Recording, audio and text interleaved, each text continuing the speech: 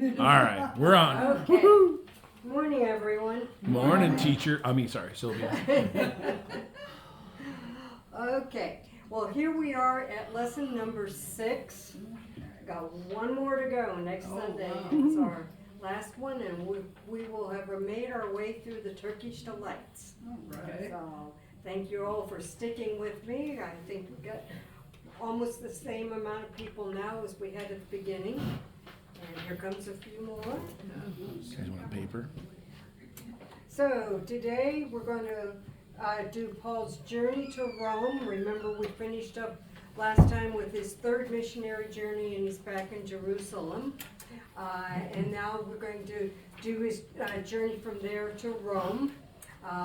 And then we're going to look at the possibility of Paul's 4th missionary journey, and even possibly 5th missionary journey.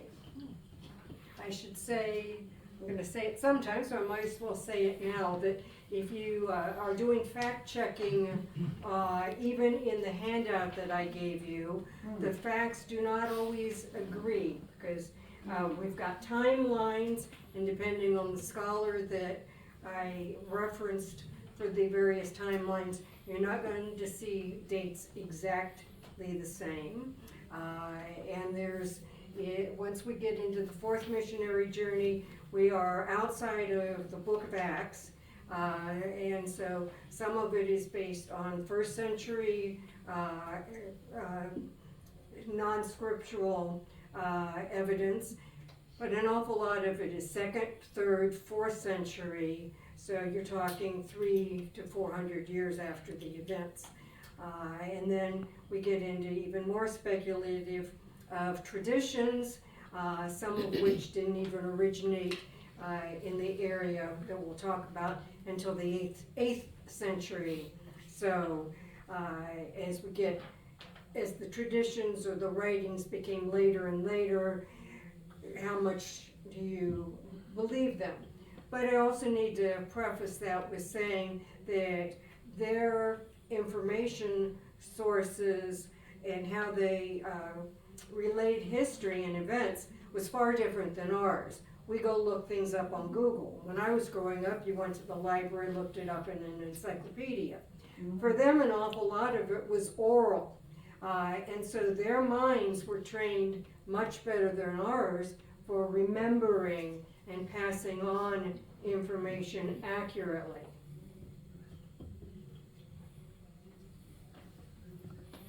This, to remind you, what we did last week was Paul's 3rd missionary journey, where he started over in Antioch in Syria, and made his way across Turkey to Ephesus, where he spent 2 to 3 years, and then he continued up the west coast there of Turkey over to Macedonia, Greece, to continue to go back to visit the churches that he had founded there on the 2nd missionary journey. And then he turned around and made his way back up again up the east coast of Greece there, back across to Troy and Assos, down, just stopped overnight. It was probably longer than overnight, but he did not spend years in Ephesus on his return trip, just stopped to check in at the churches there, and then came on down the coast by sail to Rhodes and over to Patara, and then back over to Caesarea. Here's one of those timelines for what we're going to be doing today, which is Acts 22 to 28. That concludes the book of Acts that we find in the Bible today, Luke's writings. Paul was arrested in Jerusalem, imprisoned in Caesarea, had his journey by ship to Rome. He was under house arrest in Rome for some years and wrote some of his epistles there. And then we get into the speculative time of what the 4th missionary journey would be from 62 to 67, wrote a few more books from there, returned to Rome, was imprisoned, and died there. I think most of the times if you would go strictly, see, Acts doesn't tell us when Paul died. So we don't have a biblical reference for when that occurred. I think based on movies and books, things like that, we pretty much have speculated in the past that Paul died following the fire in Rome when Nero blamed the Christians for causing the fires.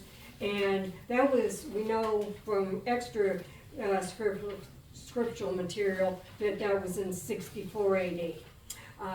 We've got, looking further at some of the letters and the time frames for those, we're pushing out that date to, yes, he died under Nero's reign, but not as a result of the persecutions after the fire.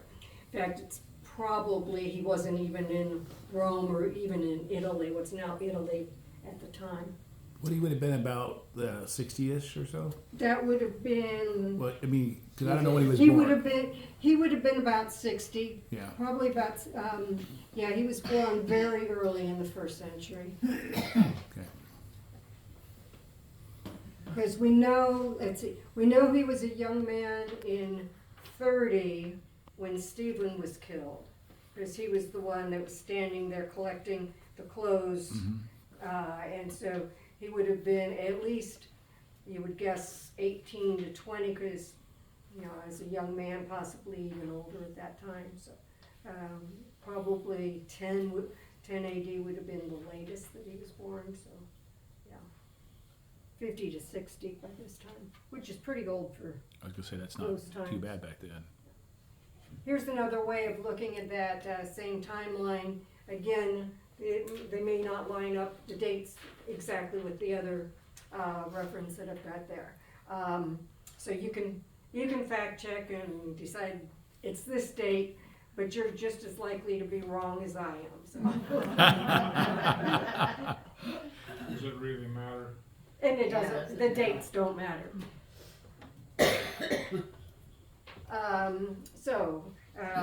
Paul gets arrested in Jerusalem, and I think that one of the most exciting parts of Acts is the chapters 22 to 28 about what it was that Paul went through after he'd gotten back to Jerusalem, and his struggles not only with the Roman authorities but with his own people, with the Jewish people. And some of these Jews from Asia Minor had followed him back, or were possibly in Jerusalem for Pentecost or some other reason, but at any rate, there were Jews there that had known about him up in Turkey, and they stirred up the crowd and accused him of teaching things that were not according to their traditions, and they even went as far as to accuse him of bringing a Gentile into the temple. That Gentile was probably Timothy, who by that time had been circumcised and was a Christian. The whole city got aroused. They tried to kill Paul. The Roman commander, Romans weren't too keen on riots and mobs, and so the Roman commander came on the scene quickly, and the crowd quit beating up on Paul. And so the commander arrested Paul, put him in chains, and asked, "What's this all about? What have you done?" And Paul said one thing, gave his testimony, and the crowds were saying something entirely differently. Things got so bad that they had to bodily pick him up and carry him away, not because they were arresting him, but they were trying to protect him from the crowds. Gentiles in the temple was a very strict taboo. They have dug up stones like this in the temple area that were placed between the court of the Gentiles and the inner courts of the temple, and it's warning the Gentiles that there's a death penalty for going further. This was a very serious thing for a Gentile to go into the temple area, and just as serious for a Jewish person to escort a Gentile in. So both of them were in a lot of trouble. And the Romans wanted to, keep things calm, not have the riots and stuff. And so if the Jews would bring people to them, Gentiles to them, who had violated the temple laws, the Romans would, in fact, execute them.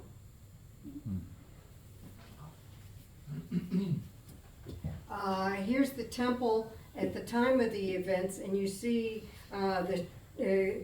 starting down at the bottom, the court of the Gentiles. That was as far as you could go in.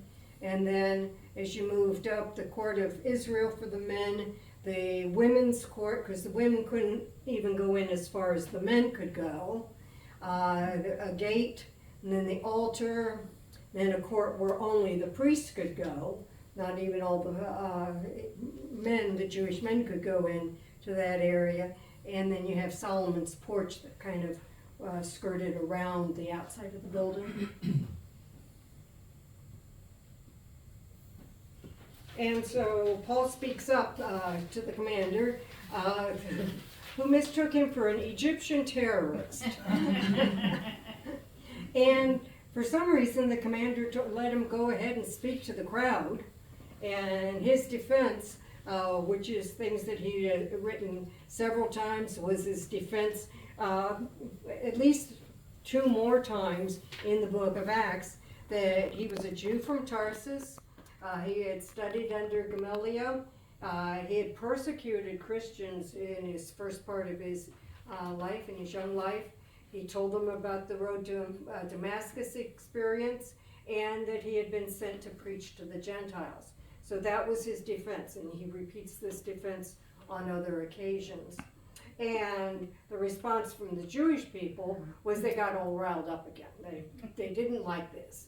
And so the commander took Paul back to the barracks, was going to have him flogged, and Paul stopped the centurion who was going to do that by declaring his Roman citizenship. The centurion told the commander, if that's true, he's a Roman citizen. And Paul said, yes, he was. He was born a Roman citizen.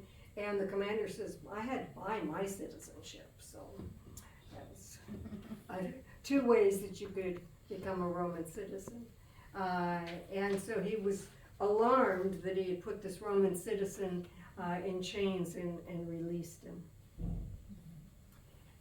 Roman citizenship was a highly treasured status, and how you obtained it was to be born in a free city, and Tarsus was one of those free cities from the time of Augustus.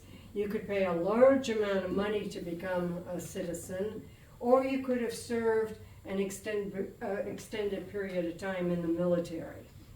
And if you were a Roman citizen, you had a lot of rights and privileges. You could vote in assemblies, stand for office, make legal contracts, and importantly, hold property. You were immune from some taxes and legal obligations, right to sue in courts, right to a legal trial and defense, couldn't be tortured or flogged, and could not be sentenced to death except for treason. And sometimes it even exempted you from any military service. So Sylvia? Yeah. So that would only be men, right? Yes. Mm-hmm. Yep. So was there any sort of, I'm assuming maybe that like the wife of a Roman citizen had a better situation than Yes. the wife of a, so there was some Yeah. downriver. Yeah, the spouses, daughters, sisters all would have had not all those rights, but they would have had some of the protection of the Roman citizenship. Yeah. Then Paul defended himself before the Sanhedrin. He gave the same kind of defense that he had given before. Got into quite an argument with the high priest, calling him a whitewashed wall. And then he started talking to them about this part I love. He started talking to them about the resurrection, and the Pharisees and the Sadducees did not agree already about the resurrection.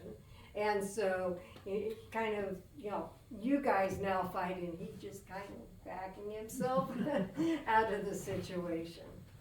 And so the commander was fearful about Paul, took him back again to the barracks, and 40 Jews conspired to catch Paul in an ambush when the next time the commander was moving him from one place to another.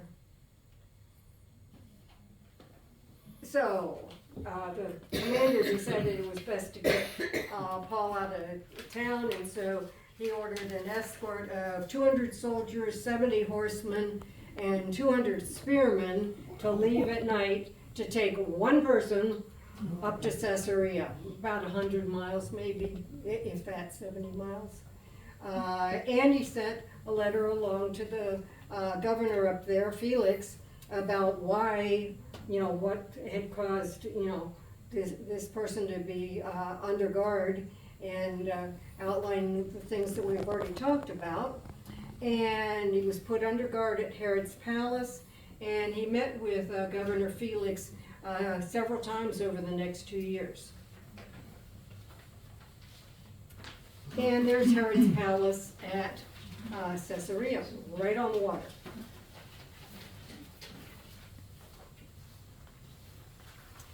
Which body of water are we talking about? Mediterranean. Mediterranean, okay, want to make sure. Yep. Yeah, we're still in Israel. Oh, Even yeah, though yeah. this is Turkish Delights, we're not going to spend much time in Turkey today. Very little in Turkey. But I thought it was important to, finish up with Paul's third missionary journey. So then he had a trial before Porcius Festus, who was the governor at Caesarea after Felix. And again, the priests and elders from Jerusalem came up and presented their charges against Paul, and wanted to bring Paul back to Jerusalem for trial. But either they or others certainly were plotting for an ambush to occur along the way. And Festus said, no, if we're going to have a trial, it's going to be here in Caesarea. And the Jews brought charges that they couldn't prove, like taking a Gentile into the temple. And Festus asked Paul if he was willing to go to Jerusalem, and he said, no, I appeal to Caesar. This is when he did his appeal to be tried in Rome instead of Jerusalem. What happened to Felix? What happened to Felix? He died. I don't. As a matter of fact, Yeah. they all did. Yeah, that's true. You're Very good. talking Yeah. when Felix was there, and then Festus. Yeah, Felix.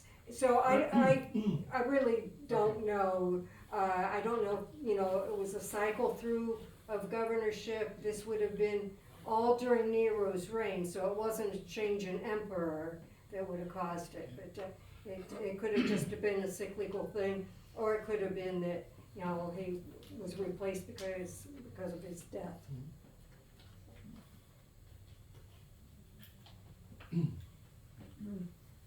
So then Paul appeared before Herod Agrippa. He was the last king of Judea, and it was not so much of a trial as it was a presentation and debate.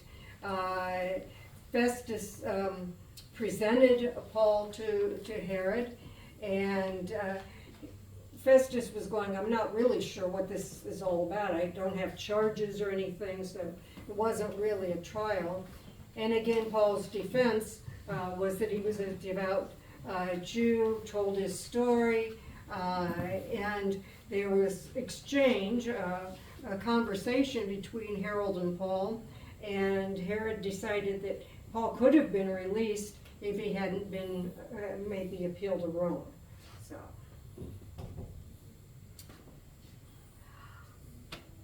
When you look at Herod's in the New Testament, I put together this little chart to kind of help you because there's 1, 2, 3, 4, 5, 6, 7 different Herods in the New Testament.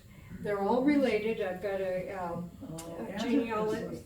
Yeah, and so you've got Herod the Great, who was the king when Jesus was born. He was the one who interviewed the wise men as they came through, said, come back and tell me where this new king has been born. I want to go worship.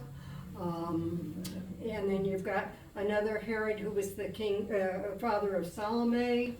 And all these different Herods, and then in 5 of them in the Gospels, and then 2 of them over in Acts. Are these in chronological order? These are pretty much in chronological order, yes. Mm-hmm. Yeah. Yeah. Certainly the first one is the first and the last one is the last. I think they're probably pretty much in chronological order. This is the family tree, so they certainly were all related. And you can see here where Agrippa was the last of them. So we're talking about, all descendants of Herod the Great, but then you get down into brothers and then down into cousins as you look down the tree. There's the amphitheater at Caesarea, and if you compare it to the slide that's on the front from Ephesus, you can see it's a much smaller amphitheater. Sylvia? Yep. So when does Caesarea become Caesarea Philippi? Do we know? Those are 2 different cities. Oh, no. Yes, No. yes. Oh, jeez. And both of them existed at this time Okay. and are referenced. So I didn't go down that trail, but that's another one, like Antioch. There are 14 Antiochs, Okay. 2 of which are in the New Testament. Okay. Both Caesareas. This one's on the coast, and the other one is up north of the Sea of Galilee, inland. Okay. Um, Okay. Probably, it might be in Syria now. It's really on that border of Lebanon, Syria, and Israel today. And this one definitely, Caesarea on the sea, is definitely in Israel, right on the Mediterranean. And here's Paul's journey to Rome. He leaves Caesarea. They stop over in Sidon for a bit. They go to Turkey, Myra. We'll talk about Myra some more next week because it's got a extra biblical reference too you'll be interested in. And then they scoot along the southern shore of Turkey, back to Rhodes, and that's all that he did in Turkey on this journey to Rome. Go around Crete and to Malta. Malta's where they were shipwrecked and spent the winter there, and then up past Sicily to Rome itself.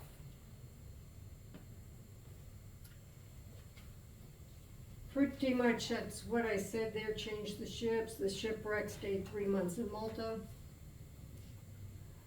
When he was in Rome, he called the Jewish leaders together, and the Jewish leaders were called and told of his arrest and imprisonment. The Romans wanted to release him, but the Jews objected, and so once again Paul appealed to Caesar. He wanted, this handled through the Roman authorities. The Roman Jews were surprised when he showed up. They weren't expecting him to come there. Some of them wanted to hear his views. They weren't immediately opposed to him.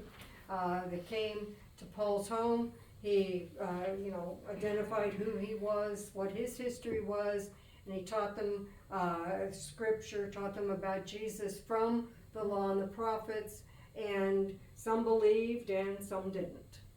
And for 2 years, Paul was able to preach in Rome without hindrance. And when he wrote the book of the Epistle of Philippians, he said, "All God's people here send you greetings, especially those who belong to Caesar's household." So he had some inlets into Caesar's people. And again, the Caesar then would have been Nero. Oops. Yeah. I'm going the wrong way. Oh.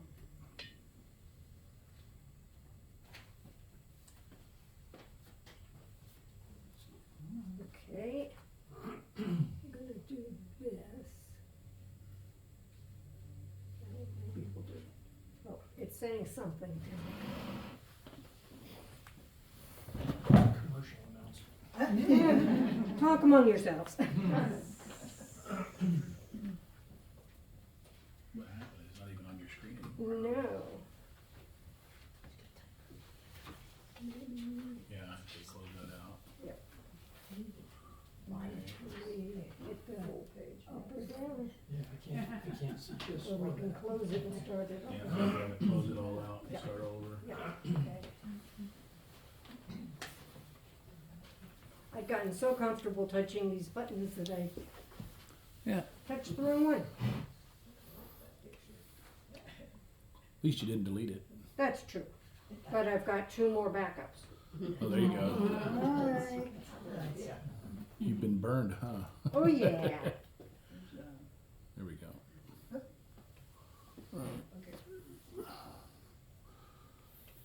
Okay, no, we did that one. Yes. There we go. Okay, so here's a timeline for Acts 29. And you should immediately say, I thought you said that 28 was the last chapter. Well, it is. But what we refer to Acts 29 as the continuation of Paul's story. Because Acts 28 does not end in Paul's death. And now you start getting into some speculation about what had happened. And this is what one of the scholars has thought happened was in March of 58, Paul was released and wrote, hadn't been released yet. This was the 2 years when he was, sort of under house arrest. They were paying attention to him, but, pretty much didn't interfere with what he was doing. And he wrote those letters. They finally decided there is nothing, we're going to charge him with, and so completely released from the house arrest. Possibly good reason to believe he went from there to Spain. And I'm going to get more detail on these as we go along. He also went to Crete, left Titus there, went to Ephesus where he leaves Timothy, and then Paul, spell checker didn't catch that one. Paul was in Greece, and then in Nicopolis, which is up around Troy, that area of Turkey. Then back to Ephesus, back up the west coast there to Troy. And it was in Troy, the Troy area, that he was arrested and sent to Rome in spring of 67, late that year, early 68. Both Paul and Peter were martyred. And we know it would have been before June of 68 because Nero died in June of 68. And then here's a chronological order for Paul's letters and the location where each one of these letters was written. So you see, starting with the letter to Ephesians, these are after Acts 28 that all of these letters were written. And there are certain things that you get from these letters that indicate, that Paul was not in Rome, and it's why we can speculate about the 4th and possibly 5th missionary journey. Again, because I got things from various sources, this chronology may not exactly match what you would independently fact check, and may not match what I had done. I didn't try to come up with the Harris version of chronology. Not me.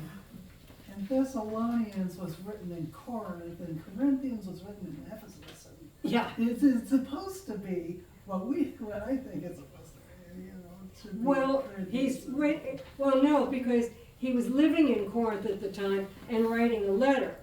Just like you probably don't write a letter to your sister who lives 3 blocks away. Right. Yeah, that does make sense. So the 4th missionary journey, and this is one where I first picked up on the term 5th missionary journey. The 4th one we can pretty much put together based on scriptural things, based on Timothy, based on Titus, based on Philippians. We can put together that movement. The 5th missionary journey is where we're getting more speculative and would include the trips to Spain, or the trip to Spain. Well, he put on some miles, didn't he? Yes. One of the series that I had seen a number of years ago, documentary, was David Sushi. Anybody know David Sushi? Oh, yeah. Yeah. Perot, Hercule Poirot. Oh, yeah. Yeah. He had one, and he said that Paul probably walked around 10,000 miles Wow. for all these journeys. And he also sailed a lot, too. Yeah. And none of it was Now, that easy. thing show, that on the little block, it shows you going clear up to the British Isles? That's getting even more speculative. Okay. Yeah, there are some scholars that, will indicate that. I'm not going to talk too much about Britain, but most of that was coming from some documents that were found in the 19th century. So it's not even long tradition in Britain, and it was at the beginning of archaeology as a science. But there was also strong interest in Britain for the Zionist movement, and so any of these ties from Britain to the Holy Land were also not just, is it science, is it history, is it true? It also supported that Zionist movement. Like Joseph of Arimathea, which is more likely to have a British connection, because he was a wealthy person, and there were tin mines up in the area of Great Britain that he was thought to have been in. And those traditions go back a lot further. And he would have been, he loaned his tomb to Jesus in around 30 AD. So, and it's speculated he was up there around 60 AD.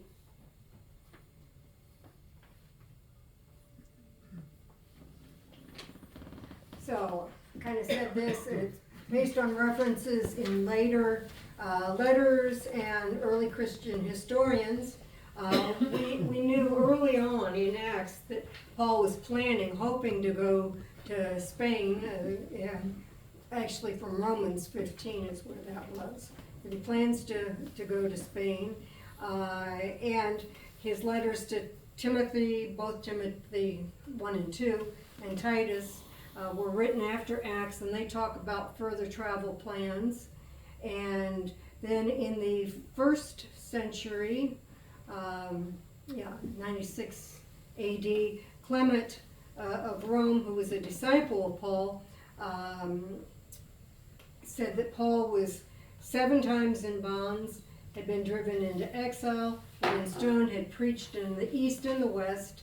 He won the noble renown, which is the reward of his faith, having taught righteousness unto the whole world, and having reached the farthest bounds of the West. And at the time, speaking about the West, when the Romans talked about that, they were talking about the Iberian Peninsula. They were talking about Spain. So, as early as the 1st century, we're hearing in history of Paul's connection to Spain. Eusebius, 3 centuries later, indicated that Paul had made his defense in Rome, had been released there, continued on his ministry of preaching after that first release, but then came a second time to Rome, and that second time was where he was martyred. And if you read his letter to 2 Timothy, he knows that he's not long to live. He knows that the martyrdom is coming soon. They think that he was arrested very hurriedly in Troy, because other things that he talked about in his letters, where he had to ask one of the disciples to bring him his cloak. He had probably been out on the streets, whatever, preaching, grocery shopping, I don't know. But they arrested him, and he didn't have his books, he didn't have his scriptures with him, he didn't have his cloak with him, and a disciple brought those. The Acts of Peter, it's one of the non-canonical scriptures. It wasn't until about the 4th century that the 27 books of the New Testament were canonized, were set to be the 27 that we know today. So Acts of Peter is one of those that didn't make that cut, but at the time it was written in the 2nd century, would have probably been held on par with Acts of the Apostles, which is the one that did make the cut and made it into the New Testament. And there's several that did not make it. Oh, there's quite a few. That could be another 7 Sundays to talk about those. But in the Acts of Peter, he talks about Paul's voyage from Ostia, which is about maybe 30 miles outside of Rome. It's Rome's port. Rome is not right on the sea there, and so he would have gone to Ostia, and then other writers, Cyril of Jerusalem and John Chrysostom, talked about him going to Spain. So it's not a one-off. This Spain thing is, if I was a betting person, and I don't, I would say it's probably 95% sure that he got to Spain, and I would probably on the Britain side say 5%. It just.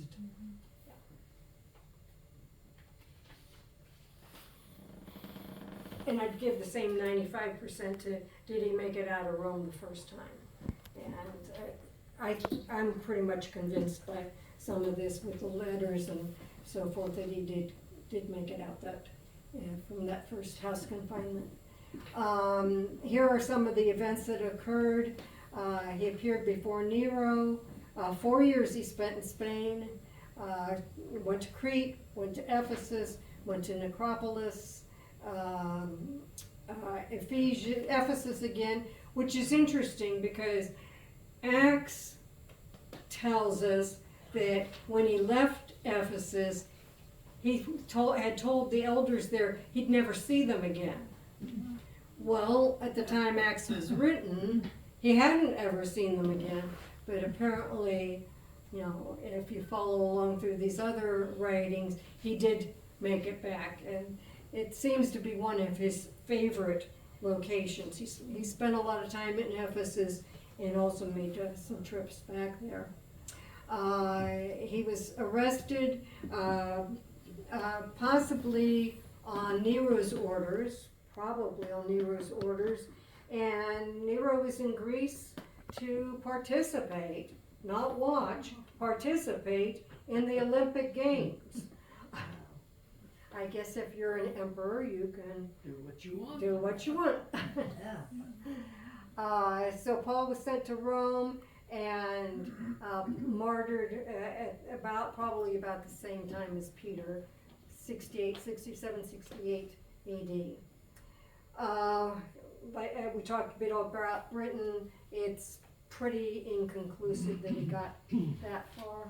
I'm going to think that Nero probably got first place. You think? Yeah, I think that's probably true. You're wrong, The though. emperors came. He got first, second, and third. Oh, there you go. That's probably The true. gold, silver, and bronze, Yes. and the laurel. In spite of the fact that he was naked. Yeah, Yeah, they competed they naked. did. That's right. That'd be I would very think uncomfortable. If you were a leader, you'd be a little worried about exposing yourself. Nah, I don't think Nero was ever too worried about it. Maybe not. Maybe not. Here's a picture of the Church of Titus in Crete.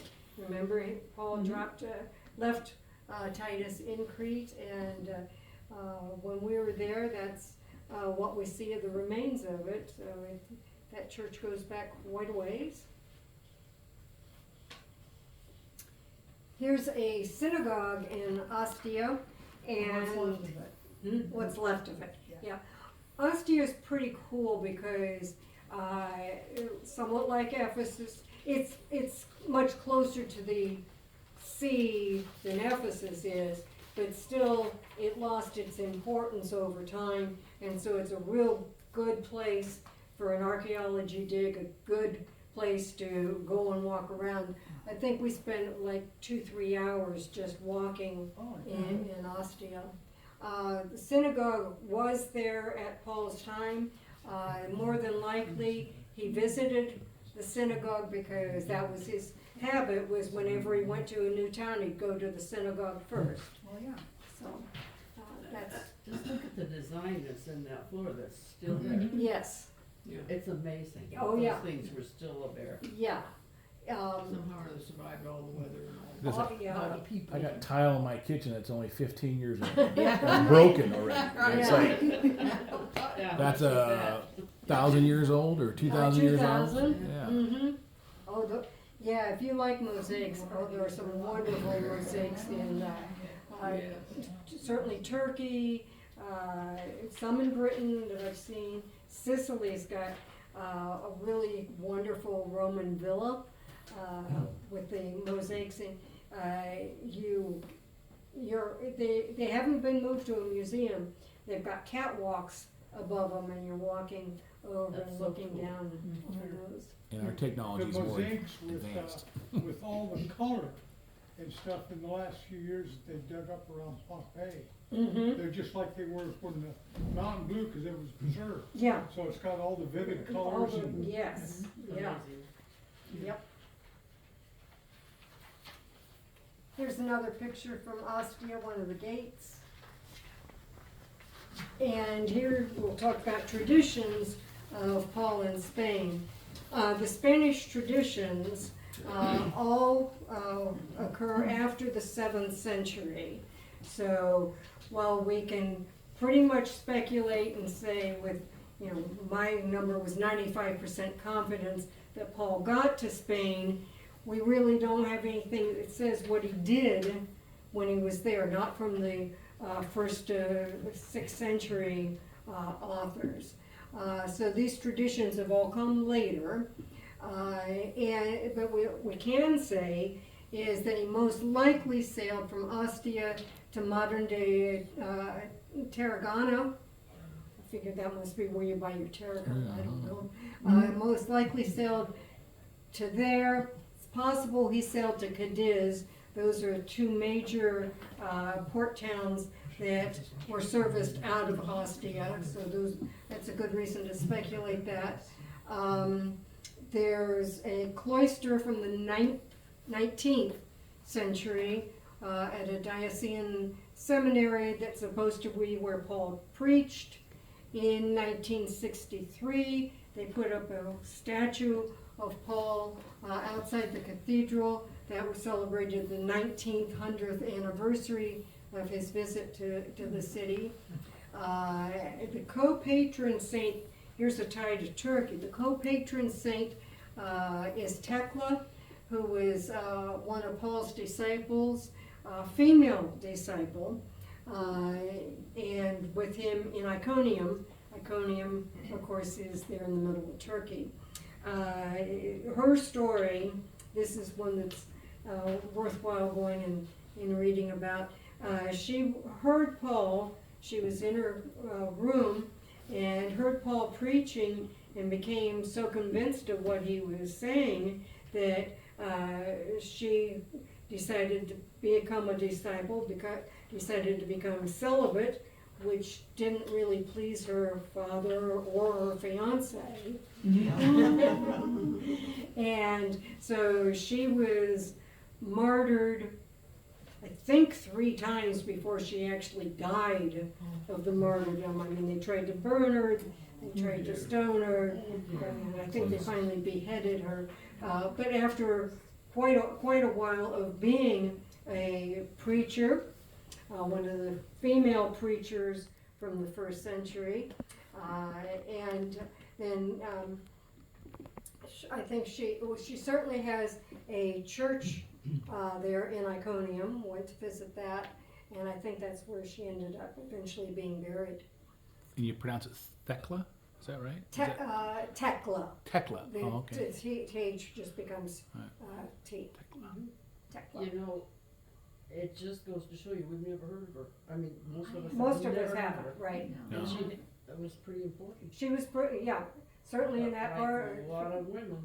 Yeah. Mhm. Yep. Yeah.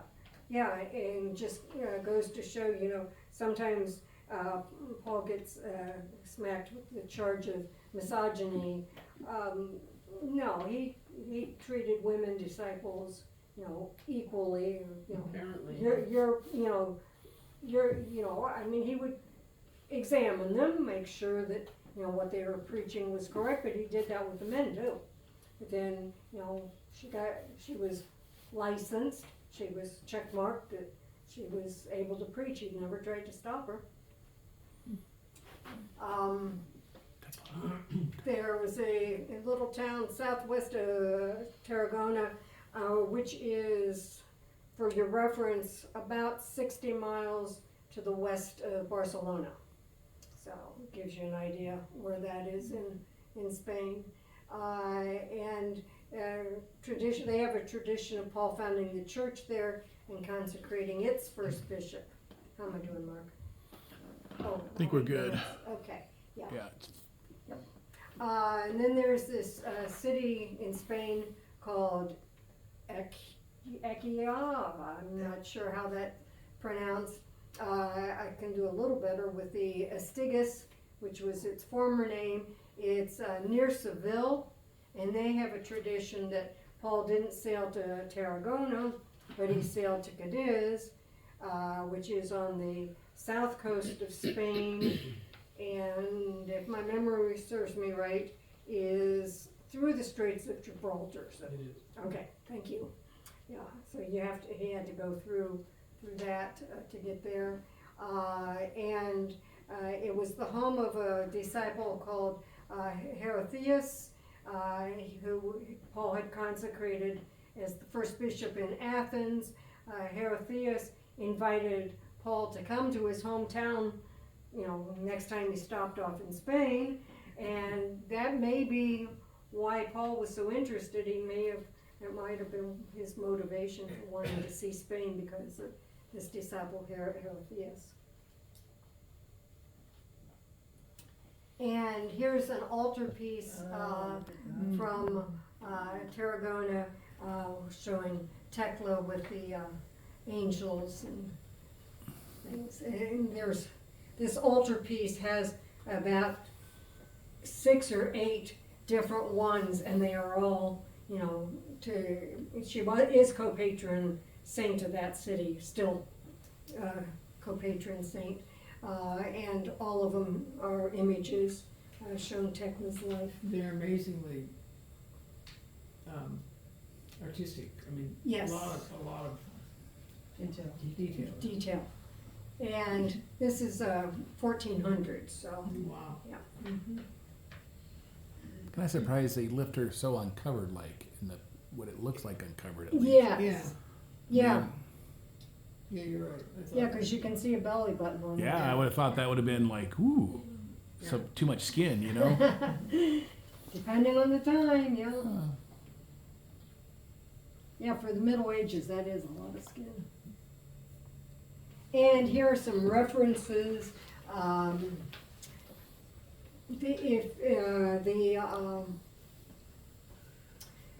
Abraham to Paul is a good resource for chronology, not just, I borrowed some of the material from that book, but as you can see, it goes all the way back to Abraham, so you'll get some different views of what the timeline was for Exodus, for, you know, the two kingdoms, and so forth. Various maps, and then this biblical archaeologist article from 1978 was a real good article on the missionary journey to Spain, the tradition and the folklore. I picked up a lot of interesting stuff from that. And then some early Christian writings. So, yeah, Jean? Way back on the Roman citizenship, it says how you obtained the Roman citizenship was be born in a free city. What's a free city and what's a not a free city? It's a good question.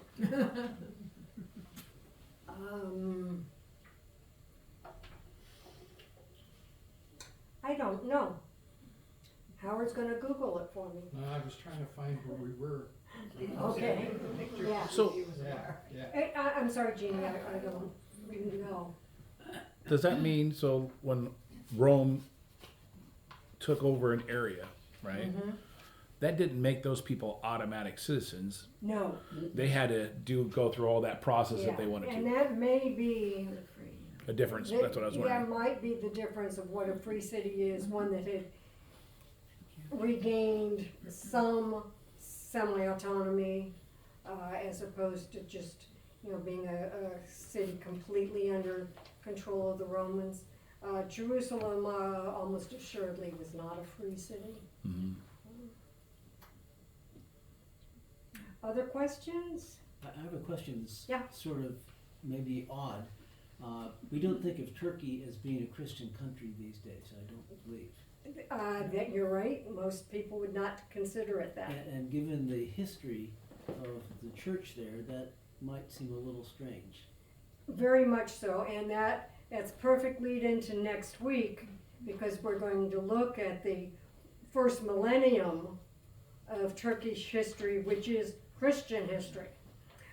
In fact, it wasn't until 1453 that Istanbul fell and they converted the Hagia Sophia to a mosque.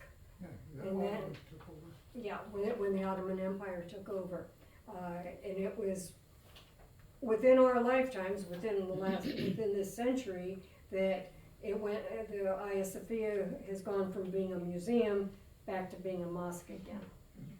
So, it'd be interesting when we go to Turkey to see what differences have occurred, you know, because it's still open, you know, for sightseeing, but we'll see. When do you go? We leave the end of May, Oh, okay. so. Are you going back to Turkey? Yeah. Oh, yay. So September, another class. That's when they, you know, when they built around it, they built, what do they call the Part two. turrets or with the mosques that they, Minarets? minarets? Yes. When they built the four of them around it was when the Ottomans took over. Yes, yep.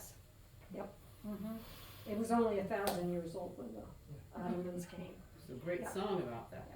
Istanbul, now Constantinople, now Istanbul. Yep, back and forth on those, Yeah, and I love that Byzantium song. in there too sometimes. And of course, as a kid, I didn't have any clue about what it's all about. Right, yeah.